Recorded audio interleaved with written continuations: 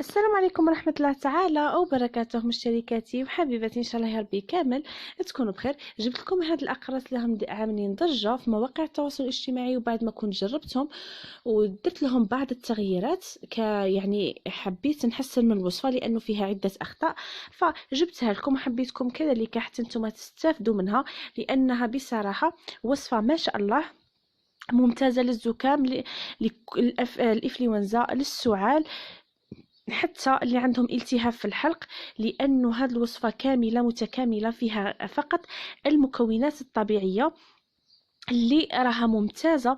نعتبر هذه الوصفة أنها مضاد حيوي طبيعي 100%، وأحسن مليون مرة من اللي ناخدو دواء ولا ناخدو يعني مكملات غذائية.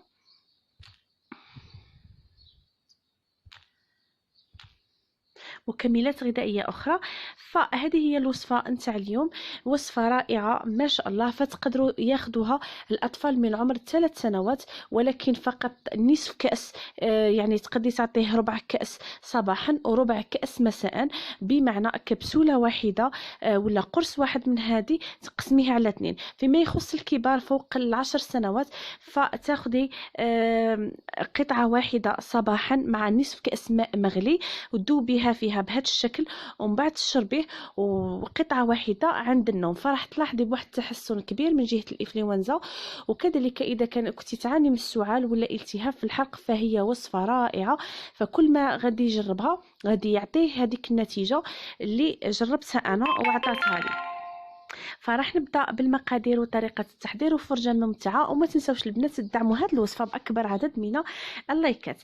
اول حاجه جبت هنا عندنا كاس نتاع السكر، راح ندير نفس الكميه تاع السكر، هي نفس الكميه نتاع الماء، بمعنى كاس سكر كاس ماء. فراح نضيف هنا الكأس نتاع الماء يكون بارد. هنا عندي قطعة نتاع هذاك الزنجبيل، يكون طازج، من الأفضل زنجبيل طازج، تجيبوه تقشروه. أنا استعملت هنا ملعقة كبيرة مملوءة من هذا الزنجبيل بعد ما راني قشرته وبشرته، ولا تقدري كذلك تطحنيه ولا تهرسيه. المهم هي الوصفة تاعنا، يعني هذه هي المكون الرئيسي تاعنا اللي هو الزنجبيل. تعرفوا بلي الزنجبيل هو مضاد حيوي، هو ممتاز لالتهاب الرئه، ممتاز كذلك الحساسيه تاع الصدر، كذلك انه يعطي يسخن الجسم تاعنا، وهذا حتى انه ممتاز الاطفال اللي يعانيوا من التبول اللا ارادي خاصه بعد 3 سنين، فهذه الوصفه غادي تنفعهم لانه هو ممتاز للمسالك البوليه وحتى يعني يسخن الجسم. ومع انه هذه الوصفه فيها العسل الطبيعي فهو رائع لهذوك الاطفال. هنا كما راكم تلاحظوا استعملت قطعه متوسطه في الحجم، اعطتني ملعقه كبيره نتاع زنجبيل مبشور، فراح نضيفهم لهذا المكون تاعنا. ثاني مكون واللي هو القرنفل، حبيبات القرنفل تطحنوهم، تجيبوا منهم ربع ملعقه تضيفوها لهذه الوصفه، ولا تشريو مباشره قرنفل مطحون، يعني نتوما ولكم الاختيار، تحبوا قرنفل مطحون كما تحبوا تجيبوه.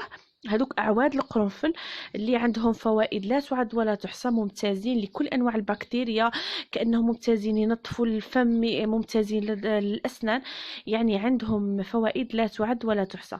راح نضيف الان نصف ليمونه.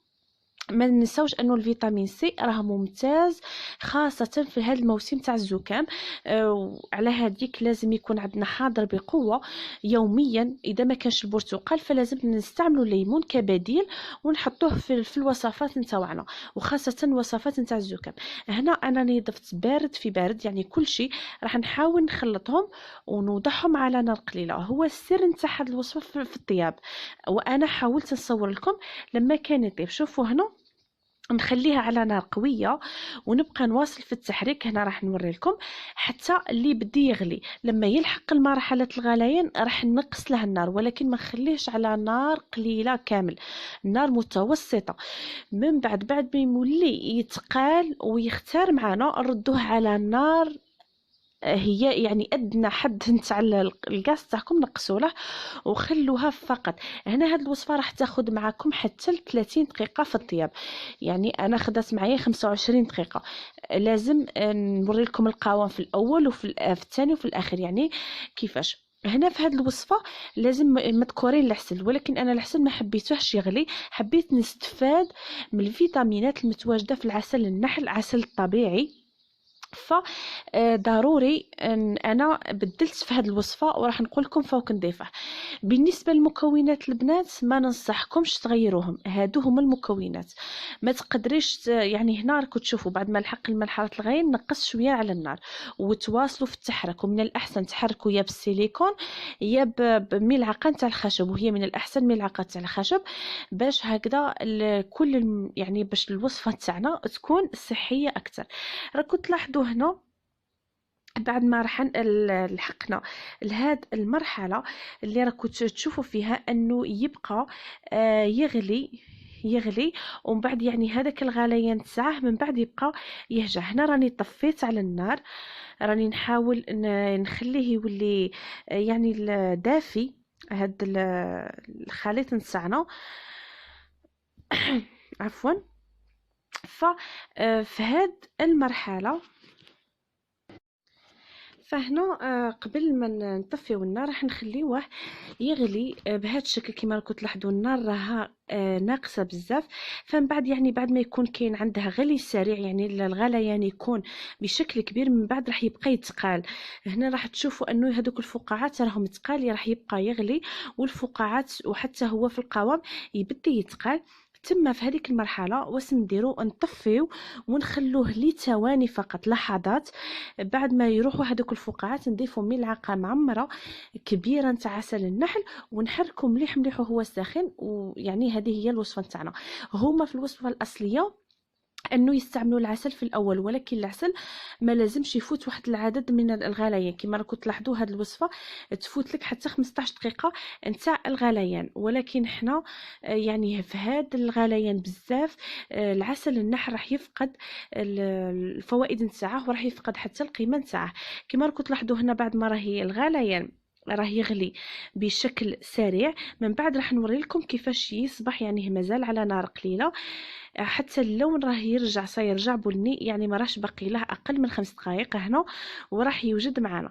هنا بعد ما راه يصبح يغلي بهذا الشكل نطفيه مباشره ونضيفوا هذيك الملعقه تاع العسل المملوءه اللي كنت حكيت لكم عليها، وتجيبوا صينيه انا دهنتها بالقليل من زيت زيتون ونوضعوا فيها هذاك البابي ورق الزبده، ضروري ورق الزبده. وهنا البنات قبل ما ننسى نقول لكم انه في هذه الوصفه من الضروري اننا نستعملوا الخليط وهو عاد سخون، يعني نخلوه نطفيو عليه للحظات بعد ما يحبسوا هذوك الفقاعات ونشوفوا انه الخليط بدا يتماسك مباشره نستعملوه، لانه من بعد راح اذا انتظرتوا حتى يبرد راح يجمد معكم ومن بعد ما راحش يتشكل عندكم هذا القوام اللي راكم حابينه. هنا مباشره راح نخليه يبرد مليح مليح.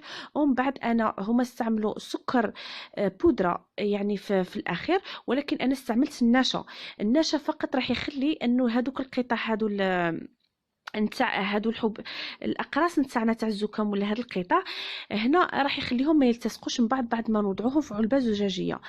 ولكن انا استبدلته بالنشا. علاش؟ لانه هذه الوصفه فيها سكر في سكر، يعني كل شيء راح حلو، ففقط النشا راح يفي بالغرض. رشوا فقط النشا ومن بعد راح يتنحاو لكم بكل سهوله. فنجيبوا من الضروري تكون علبه زجاجيه ونوضعوهم فيها ونغلقوه ونوضعوهم في الثلاجه. عند كل استعمال تجبدي هذاك القرص وتوضعيه في الماء المغلي كما وريت لكم. وان شاء الله ربي يشافيكم كامل وربي يشافيكم وليداتكم. واللي عندها اي استفسار ولا اضافه لهذه الوصفه فنتمنى فقط تخلينا في التعليقات، وان شاء الله باذن الله انا راح ندير مجهودي باش راني نجاوب على هذوك التعليقات. ولكن يسمحوا لي البنات لانه كاين احيانا بعض التعليقات مانيش نشوفهم، فقط عاودوا كتبوهم لي ولا تبغوا تتصلوا بيا في الخاص في الماسنجر في الفيسبوك ولا في الجروب نتاع انا وطفلي، وان شاء الله راح نفيدكم. يعني بهذه الطريقة لما توضعي قرص واحد فتحتاجي فقط نصف كأس نتاع الماء، ولما توضعي 2 أقراص فتحتاجي كأس. بالنسبة ل2 أقراص بالنسبة للناس اللي يكون عندهم هذاك الزكام الحاد والسعال الجاف فالاشخاص الكبار يعني فوق 20 سنه ولا فوق 15 سنه فتقدروا تضعفوا هنايا، خاصه في الليل تقدروا تستعملوا زوج اقراص مع ماء مغلي كاس، تغليو الماء وتكبوه على هذوك الاقراص وتخلوه كي يرجع دافئ مباشره تشربوه. ومن الاحسن هذه الوصفه تشربوها هي الاخير، يعني بعد العشاء، يعني حتى عند النوم مباشره، فراح تعطيكم النتيجة المطلوبة وحتى أنها راح تفيدكم. المهم البنات أنا هنا ما نطولش عليكم، نتمنى تروحوا اللي مازال ما اشتركش يروح يدير لنا اشتراك، واللي اشترك يدعمنا فقط يعني كشكر لينا على هذه الوصفات بهذاك اللايك، لانه هذاك اللايك راه مهم. واللي ما راهمش يوصلوها الفيديوهات فنتمنى ديزابوني، تنحي الابوني وتعاود تشترك مره واحده اخرى. ونتمنى كذلك تروحوا تحملوا التطبيقات تاع جوجل بلاي